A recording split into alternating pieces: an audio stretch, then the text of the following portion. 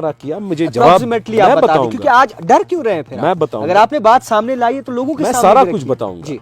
उमर साहब अच्छे इंसान है, उमर साहब, लेकिन सियासतदान अच्छे नहीं है पैदा करने। अगर वो पीएचडी कर रहा है 370 की बात, तो आपको क्या दुख है, आपको क्या उसमें परेशानी, आपको क्या दिक्कत है? पीपल्स अलायंस मेरे नाम पे रजिस्टर्ड है, ये नहीं कर, मैं आपको कह रहा हूँ peoples alliance is registered for political activities under my name, तो आपने अंडर माय ऑफिस। आप क्यों चुप? क्यों? मैं भी समझता था, शायद मैं भी समझता था पुराने डकैतों को अकल आ गई। आप खिदमत खल्क करते हैं, कहते हैं कि मैं लोगों की खिदमत करता हूं, तो इतनी सख्त सिक्योरिटी किस लिए दी है? अगर आप लोगों की खिदमत करते हैं, ओहदा भी तो नहीं है। नेशनल कॉन्फ्रेंस ने जुल्म किया है। उमर अब्दुल्ला के साथ आप बड़े चहीते होते थे, बड़े नजदीक होते थे, बड़े गुण गाते थे, और आज वही उमर अब्दुल्ला को आप कोस रहे हैं। अगर की जरूरत है, मैं इनको वार्न कर रहा हूं आपके जरिए, पीपल्स अलायंस का नाम यूज मत कीजिए, वरना कोर्ट में घसीट लूंगा। सबको कॉपी आपको चाहिए, मैं दे दूं। कॉन्फ्रेंस टुकड़े फेंक रही है और पीडीपी उन टुकड़ों का इंतजार कर रही है, नहीं करना चाहिए। अब आपने सवाल किया, जमात इस्लामी के बगीचे जलाए नेशनल कॉन्फ्रेंस ने। जमात इस्लामी का जुल्म, जो जमात इस्लामी को जुल्म हुआ है, किसने किया? नेशनल कॉन्फ्रेंस ने। अब आप कभी कभी बोलते हैं, अच्छा, जब भी आप कहीं जाते हैं, छठ से जो है लाइव आ जाते हैं, ये लोगों को एक बहलाने का तरीका कहाँ से सीखा? Former deputy mayor Sheikh Imran इस वक्त हमारे साथ मौजूद हैं, जो इस वक्त चर्चाओं का विषय बने हुए हैं, जिनके वीडियो भी इस वक्त बड़े पैमाने पे वायरल हो रहे हैं। सबसे पहले बहुत शुक्रिया वक्त देने के लिए। सीधा सवाल रहेगा, ना आपके पास कोई ओहदा है, ना आप मेयर हैं, ना डिप्टी मेयर हैं, आज भी इतनी सख्त सिक्योरिटी दी गई है आपको, आज भी आप खिदमत खल्क करते हैं, कहते हैं कि मैं लोगों की खिदमत करता हूं, तो इतनी सख्त सिक्योरिटी किस लिए दी है? अगर आप लोगों की खिदमत करते हैं, ओहदा भी तो नहीं है आपके पास। बहुत बहुत शुक्रिया जावेद साहब। मेरे पास, मैं डिप्टी मेयर शहर का रह चुका हूँ, 8 एमएलए के बराबर रह चुका हूँ। सिक्योरिटी मेरे पास आज की नहीं है, 2008 से एज ए बिजनेसमैन मेरे पास सिक्योरिटी थी। हाँ, डिप्टी मेयर की वजह से बढ़ गई थी।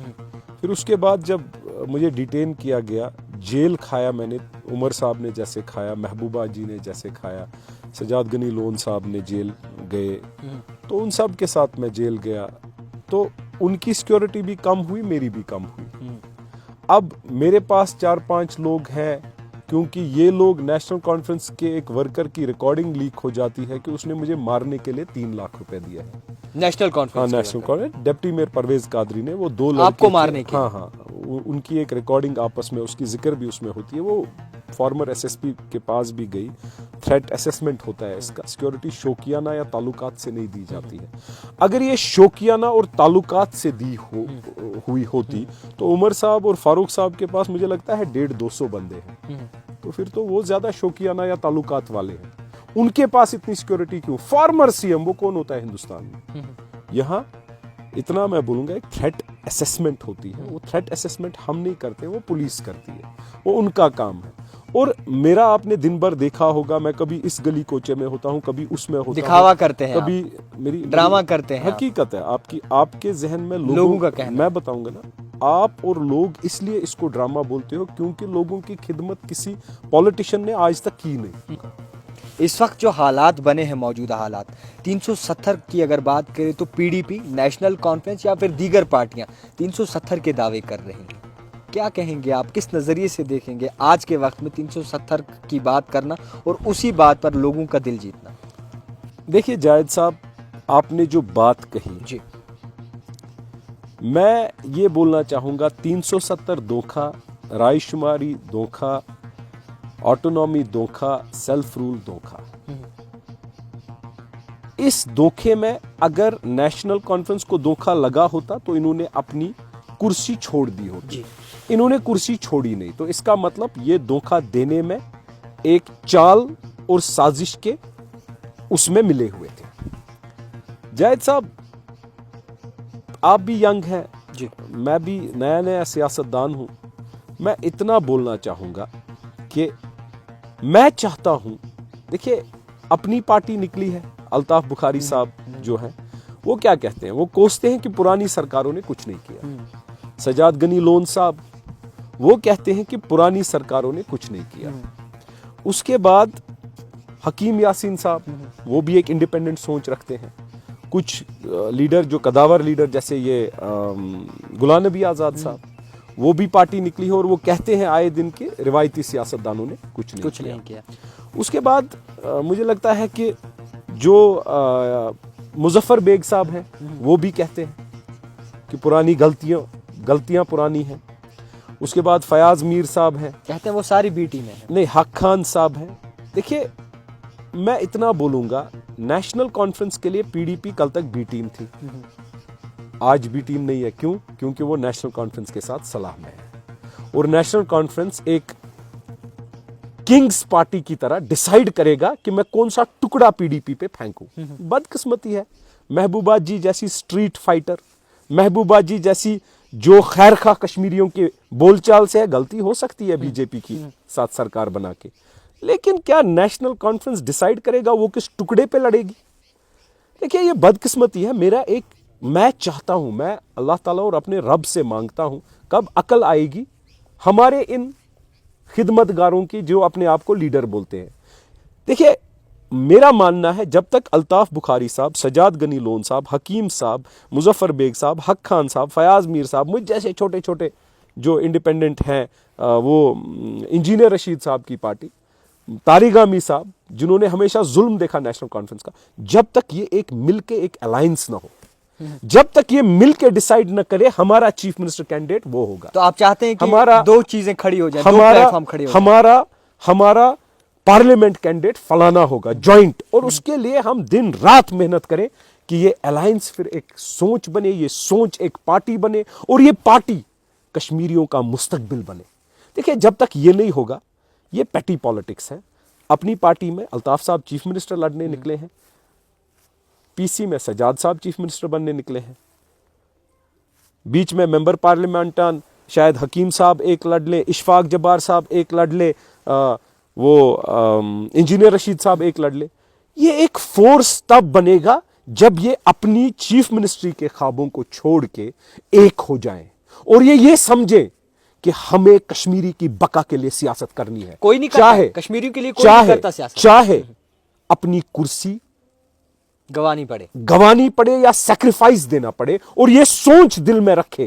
जैसे आपने मुझे सवाल पूछा, इलेक्शन हो या नहीं हो, मैंने इरादा और नियत की है लोगों की खिदमत करने के लिए। इनको एक ही अज़म, एक ही चीज पे अहद करना होगा कि भाई साहब, हमें कश्मीरी को मुसीबत से निकालना होगा, उसलिए हम जुड़े हैं। जो मुतफिका राय शोरा डिसाइड करेगा उस पे लाहे अमल होगी। जब तक ये वो चीज नहीं करेंगे, ये एक बदतरीन सियासत हम कर रहे हैं, हम अपने लोगों को बंटवारा कर रहे हैं। मैं लोगों को भी अपील कर रहा हूं, एक गुजारिश है अपने लोगों से कि मजबूर कर दो इन नई जमातों को, इन नए सोच रखने वालों को, एक हो जाओ। क्योंकि रिवायती सियासतदान जो थे, मैं नहीं बोलूंगा नेशनल कॉन्फ्रेंस या पीडीपी का तो कोई रोल ज्यादा नहीं रहा, 2-4 साल रहे, वो भी हमारा हिस्सा है, वो भी इसी नई जमात का हिस्सा है। वो अब बोली नेशनल कॉन्फ्रेंस की क्यों बोल रहे हैं, मुझे समझ नहीं आ रहा है। नेशनल कॉन्फ्रेंस ने जुल्म किया है। उमर अब्दुल्ला के साथ आप बड़े चहीते होते थे, बड़े नजदीक होते थे, बड़े गुण गाते थे, और आज वही उमर अब्दुल्ला को आप कोस रहे हैं। अगर पीडीपी यही गुण गाएगी जो नेशनल कॉन्फ्रेंस गा रही है, पीडीपी जुल्म का हिस्सा है। मुझे लगता है कि लोग जो है वो समझ रहे हैं नेशनल कॉन्फ्रेंस टुकड़े फेंक रही है और पीडीपी उन टुकड़ों का इंतजार कर रही है। नहीं करना चाहिए। अब आपने सवाल किया उमर अब्दुल्ला साहब जब चीफ मिनिस्टर थे, मैं एज अ ह्यूमन बीइंग मैं इतना बोलूंगा, वो बहुत बेहतरीन इंसान है। अच्छा, मेरा उसके साथ जाती कुछ नहीं है। मैंने नेशनल कॉन्फ्रेंस को एज अ बिजनेसमैन जो मुझे करना चाहिए था मैंने किया। क्या किया आपने? जो भी मुझे करना चाहिए था। देखिए, मेरी चाहे वो फाइनेंशियल हो, चाहे वो जाती हो, चाहे वो दिली हो, मेरा भी एक होप था कि उमर अब्दुल्ला साहब आगे ले जाएंगे। कि नहीं किया? किया। नेशनल कॉन्फ्रेंस को आपने फाइनेंशियली सपोर्ट किया। आज किसी को मुझ पे उम्मीद है, मुझे भी उमर साहब पे उम्मीद थी, लेकिन नहीं कर पाए। कितना सपोर्ट किया आपने? बहुत सारा किया। मुझे जवाब मैं बताऊंगा, क्योंकि आज डर क्यों रहे हैं फिर? मैं बताऊंगा। अगर आपने बात सामने लाई है तो लोगों के सामने सारा कुछ बताऊंगा। उमर साहब अच्छे इंसान है, उमर साहब, लेकिन सियासतदान अच्छे नहीं है। देखिए, मैं गुजारिश करूंगा कि धोखा नहीं देना है। मैं गुजारिश करूंगा कि लोगों को समझना है, लोगों के बीच जाके बैठना है। पावर में आप क्या होते हो, पावर के बगैर क्या होते हो। अब ये जाती बनेगा। बाकी ये नेशनल कॉन्फ्रेंस के लोगों को कुछ को पता है, बखूबी उन सब को पता है कि शेख मोहम्मद इमरान ने क्या किया क्या नहीं किया। सपोर्ट कितना दिया आपने? फाइनेंशियली सपोर्ट आप कहते एज अ हैं कि बिजनेसमैन सपोर्ट लेन देन होता है, वो हुआ, उसमें कोई दो राय नहीं है। लेकिन मैं बाकियों की तरह इसका डोल नहीं पीटूंगा। मैं इतना कहना चाहता हूं, आपके भी कुछ काम निकाले होंगे मेरी फिर उन्होंने, सियासत- उमर अब्दुल्ला ने आपके भी कुछ काम निकाले होंगे इसमें अगर कोई डाउट नहीं है, मैं कोई डिनाई नहीं कर रहा हूं। लेकिन जब सियासत का मसला आता है, जब सियासत देखी जाती है, तब यह जरूर देखा जाता है कि गलत कौन था सही कौन था। मैं बॉयकॉट तबके से बिलोंग करता हूं। मैं उन बॉयकॉटर्स को बोलता हूं, मेहरबानी करके बॉयकॉट एक क्राइम है, वो डालो और उसको डालो जो आपको सही लगे, और कोशिश करो कि ये जो मैंने तजवीज दी है, अल्ताफ बुखारी साहब, सजाद लोन साहब, हकीम साहब, मुजफ्फर बेग साहब, फयाज मीर साहब, इंजीनियर रशीद साहब, इशफाक जबार साहब, नजीर खान साहब, तारिगामी कुछ साहब। नए चेहरे, तारिगामी साहब, कुछ पुराने चेहरे, जो ये नया इंडिपेंडेंट बटा हुआ फोर्स है, इसको समटिए। किसी को अल्लाह ताला तो आप तौफीक दे। इख्तिलाफात देखिए- पैदा कर रहे हैं ना? नहीं देखिए, इख्तिलाफात पैदा कर रहे हैं ना? मैं जो हूं, मेरी औकात नहीं है इख्तिलाफात पैदा करने नहीं, की। अगर वो मेरी- पीएचडी कर रहा है 370 की बात, तो आपको क्या दुख है? आपको क्या उसमें परेशानी, आपको क्या दिक्कत है? पीपल्स अलायंस मेरे नाम पे रजिस्टर्ड है, ये नहीं कर सकते हैं। क्या मैंने आज तक बोला इनको कि आप पीपल्स अलायंस का नाम मत यूज करो? मैं आपको कह रहा हूं, peoples alliance is registered for political activities under my name, तो आपने क्यों अंडर नहीं- माय ऑफिस। आप क्यों चुप क्यों? मैं भी समझता था, चुप क्यों शायद रहे? मैं भी समझता था पुराने डकैतों को अकल आ गई है, लोगों की बक्का के लिए करेंगे। आज पीएचडी बोलते हैं, कल इंडिया अलायंस बोलते हैं, परसों बोलते हैं हमें कुछ भी नहीं है एक दूसरे के साथ, तरसों बोलते हैं हमारे इख्तिलाफात नहीं हो सकते हैं। तो मुझे लगा कि आप बोलने की जरूरत है। मैं इनको वार्न कर रहा हूं आपके जरिए, PhD को। पीपल्स अलायंस का नाम यूज मत कीजिए, वरना कोर्ट में घसीट लूंगा। सबको। कॉपी आपको चाहिए मैं दे दूंगा। ये बदकिस्मती है इस कौम की कि मुझे समझ नहीं आ रहा है कि ये कितना धोखा देंगे इस कौम को। क्या कौम थक गई अब इनके झूठ, लूट और धोखे से? क्या इनको इनका कॉन्शियस नहीं है अब कि हम ये थक नहीं जाते हैं झूठ, लूट और डकैती से?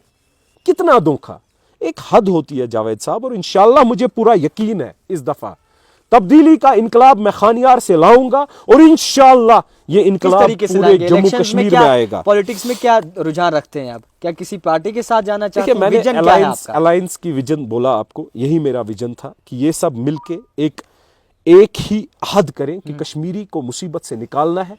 ये अहद एक सोच बने, और ये सोच अलायंस की सूरत में फिर इंशाल्लाह एक ही पार्टी बने, और तब जाके जालिम का तोड़ होगा। आज आपसे मैं एक नेशनल सवाल, आज कॉन्फ्रेंस आपसे एक जैसे सवाल जालिम रहेगा। का आज तोड़ आपसे एक होगा। अहम सवाल रहेगा। आप कहते हैं कि पुराने सियासतदानों ने कश्मीर को, कश्मीर के लोगों को खोखला किया है अंदर से। क्या शेख इमरान 370 के बाद बदलाव देखते हैं, अच्छे दिन देखते हैं? देखिए जनाब, हाँ या ना में जवाब दीजिए। मैं आपको 370 की एक मिसाल दूंगा। मिसाल नहीं जनाब, आप आज सीधा बता दिए, कोई मुख्तसर सा बदलाव बता नहीं दिए। आया। नहीं बदलाव बीजेपी अगर ये समझती है कि उन्होंने 2019 के बाद यहां हालात ठीक किए हैं, वो गलत समझ रहे हैं। कश्मीरी नौजवान ने यह डिसाइड किया है हम पीस को एक चांस देंगे। कश्मीरी नौजवान ने यह फैसला लिया है हम संगबाजी और बाकी वायलेंस में इन्वॉल्व नहीं होंगे। अगर हमने फैसला किया है हम एक कदम आगे बढ़े हैं, यह हम अपनी मर्जी से बढ़े हैं। बीजेपी का कोई डंडा यहां नहीं चलेगा। हमने टैंकें सड़कों पे देखी, हमने बंदूक देखी, हमने लाशें देखी, हमने एनकाउंटर देखी, हमने फायरिंगें देखी, हम डरे नहीं। लेकिन आज कश्मीरी नौजवान का यह फैसला है, हम वायलेंस से दूर होकर एक ख्वाब देख रहे हैं इस मुल्क के साथ अपना मुस्तकबिल आगे बढ़ाने का। अगर वो मुस्तकबिल की बेकदरी हुई तो मुल्क और अफसरान खुद जिम्मेवार है। इस वजह से मैं कह रहा हूं इलेक्शन होना चाहिए, क्योंकि अफसरान और लोगों के बीच में बहुत सारी दूरियां बढ़ चुकी हैं। इन दूरियों को जितना भी वो कोशिश करे वो कम नहीं हो सकती है। एक दायरा रहता है लोग और अफसरान के बीच में, उस दायरे के बीच में या उस दायरे को खत्म करने वाला एक ही बंदा होता है, वो है सियासतदान। और उस सियासतदान को वापस लाने के लिए उसके लिए इलेक्शन चाहिए। उस इलेक्शन के लिए लेवल्ड प्लेग्राउंड चाहिए। यह नहीं कि पुलिस जब पहले से ही इनको नेशनल कॉन्फ्रेंस को सपोर्ट करती रहती थी। यहां आप लेवल्ड प्लेग्राउंड देखो और फिर देखो यहां का सबसे बड़ा लीडर फारूक अब्दुल्ला 7% पर इलेक्ट हुआ है। 93% आर अगेंस्ट हिम। और मैं वादा करता हूं जावेद साहब आपसे इंशाल्लाह, और लोगों से अपील करता हूं कि लोग 97 में अगर 50% ही वोट डालने निकले, अब्दुल्ला और उन जैसे खानदानों का एड्रेस नहीं मिलेगा, इनका सियासी कैरियर खत्म हो जाएगा। मैं यकीन के साथ आपको कहता हूं, आज जो बॉयकॉट करता था वो नेशनल कॉन्फ्रेंस को कभी वोट नहीं डालेगा। उसको नेशनल कॉन्फ्रेंस का जुल्म, मकबूल भट्ट की फांसी से बराबर, पीएसए, टाड़ा, पोटा, अफजल गुरु, 2010 की किलिंग, उसको सारा याद है। आप देखिए पावर की हालात क्या कर चुके हैं। पावर प्रोजेक्ट्स किसने बेचे? इन्होंने बेचे। पावर किसने बेचा? इन्होंने बेचा। अब आज की डेट में उमर अब्दुल्ला साहब जब बोलते हैं ना कि पावर में मैं गवर्नर को गाइड करूंगा, भाई साहब गवर्नर ने तो बिलिंग भी बेच दी, वो तो आपके ही सफों में शामिल है। आप क्या गाइड करोगे? आप अब ये गाइड करोगे कि मैंने 90% जुल्म किया, ये 10% भी कर दो वरना मैं गद्दार माना जाऊंगा। अरे जब आपकी सरकार थी क्या आपने फ्री दिया? जब आपकी सरकार थी क्या आपने मीटर लगाने से रोका? आप लोगों ने मीटर लगाए, आप लोगों ने जीएसटी लगाया, आप लोगों ने वैट लगाया, आप लोगों ने हर कोई ऐसा बदनुमा दाग कश्मीरी को देने की कोशिश की जिससे कश्मीरी बदनाम हुआ। तो बदनाम करने वाले नेशनल कॉन्फ्रेंस है। ऑफ कोर्स पुराने सियासतदान, इनके यार दोस्त सारे। हमें तो अपने लूट गए, गैरों से क्या गिला? अपनों ने जब लूटा तो गैरों से कोई गिला नहीं है जावेद साहब। अच्छा, आपसे एक सवाल रहेगा, जमात इस्लामी को लेकर काफ़ी सारी जो है बातें हो रही हैं। जम्मू कश्मीर अपनी पार्टी में कई सारी जमात इस्लामी लोगों ने जो है ज्वाइन किया है, क्या आप किस नज़रिए से जो मैंने बोला, जैसे मैंने बोला, मुजफ्फर बेग साहब, गुलाम नबी आज़ाद साहब, अल्ताफ़ बुखारी साहब, सजाद लोन साहब, इंजीनियर रशीद साहब, इशफाक जबार साहब, फयाज़ मीर साहब, हक खान साहब, हकीम यासीन साहब, मैं जैसे हम जैसे लोगों के साथ हुर्रियत के उन लोगों को बोलता हूं कि आप लोग भी हमारे सफ़ों अलायंस में आइए, कोई अलायंस बनाइए आप ही जिन सफ़ों में हम घुसे। जमात इस्लामी को ये कहता हूं कि आप भी कोई ऐसी पहल कीजिए कि हम एक सब हो जाएं। मुस्लिम यूनाइटेड फ्रंट जिनके वोटों का डाका नेशनल कॉन्फ्रेंस ने डाला और जिसकी वजह से आज मिलिटेंसी यहाँ 90s में उठी, उन मुस्लिम यूनाइटेड फ्रंट के वर्कर्स को और उनके तमाम उस तलबगार जो तब्दीली के थे, उनको बोलता हूं ऐसे सफ़ों की एक कोशिश कीजिए कि ये एक बने और आप भी इसमें आओ। इसके साथ साथ मेरा कश्मीरी भाई, एक एक भाई बहन बुजुर्ग, मेरी माँ, मेरी बेटी जो तलब रखती है तब्दीली की, जो बेहतर मुस्तकबिल की तलब रखती है, जो बेहतर आमदनी की तलब रखती है, जो बेरोजगारी खत्म करने की तलब रखती है या रखता है, उन सब को एक पहल करनी चाहिए कि ये ऑल्टरनेट लीडरशिप अलायंस जो होगी, ये ऑल्टरनेट लीडरशिप का बीज बोना चाहिए और ये मजबूरी बनाइए ऑल्टरनेट लीडरशिप। मेरा पूरा यकीन है, देखिए पीडीपी भी वो जमात नहीं है कि वो नेशनल कॉन्फ्रेंस के टुकड़ों पे अलायंस में पलेगी या यूसुफ तारिगामी साहब। मेरा पूरा यकीन है कि पीडीपी खुददार जमात है, वो भी इस अलायंस का हिस्सा बनेगी इंशाअल्लाह, और ये अलायंस एक फोर्स बनेगा, ये बेहतर मुस्तकबिल कश्मीरी का होगा। उन सब को, जमात इस्लामी को किसने रोका है? जमात इस्लामी का काडर है, जमात इस्लामी के बगीचे जलाए नेशनल कॉन्फ्रेंस ने। जमात इस्लामी का जुल्म, जो जमात इस्लामी को जुल्म हुआ है, किसने किया? नेशनल कॉन्फ्रेंस ने। अब आप कभी कभी बोलते हो कि भाई आप नेशनल के खिलाफ बोलते हो। यार मुझे बोलो लालू प्रसाद ने कौन सा जुल्म यहां किया, मैं उसी के खिलाफ बोलूंगा। आप मुझे ये बोलो कि भाई साहब यहां पर ममता बनर्जी ने जुल्म किया, मैं बताओ ना, मैं बोलूंगा। जो हिस्ट्री है, जो लिखित है, जो नॉलेज है, जो देखा है, जो देख रहे हैं, टास्क फोर्स किसने लाया? नहीं, वो तो पता है। आप मानते हैं कि आज के वक्त में कश्मीरियों का सौदा कौन करने जा रहा है? नेशनल कॉन्फ्रेंस अपनी कुर्सी के लिए सौदा और इक्तिदार के लिए कुछ भी करेगा। उन्होंने किया है, ये वाजिया है इतनी चीजों में जो मैंने आपको बोली। डॉक्टर फारूक अब्दुल्ला बड़ी बेबागी से बोलते हैं और कश्मीरियों के हक में बोलते हैं। अगर वो 96 में इलेक्शन नहीं लड़ते, अगर वो चीफ मिनिस्टर नहीं बनते, मुझे पूरा यकीन है कश्मीरी इस मुसीबत में नहीं होता।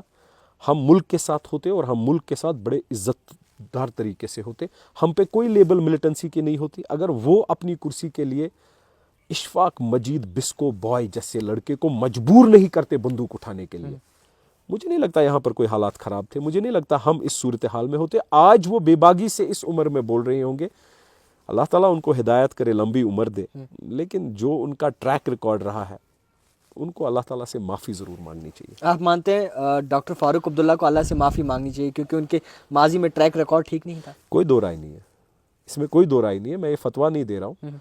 मैं इतना बोल रहा हूँ कि 87 की डकैती और 96 का आना बहुत बड़े गलती है, बहुत बड़े दिलों को ठेस है, बहुत जज्बातों से खिलवाड़ है, बहुत उनकी तरफ से एक ऐसा सिलसिला है जिससे उन्होंने अपने लोगों को कुचल दिया। अच्छा, जब भी आप कहीं कहीं जाते हैं, छठ से जो है लाइव आ जाते हैं, ये लोगों को एक बहलाने का तरीका कहाँ से सीखा? टेक्नोलॉजी है। पहले मुझे याद है कि बड़े बड़े अखबारात जो थे वो डिसाइड करते थे इंटरव्यू किसको दें और किसको लें और कौन दे और कौन ले।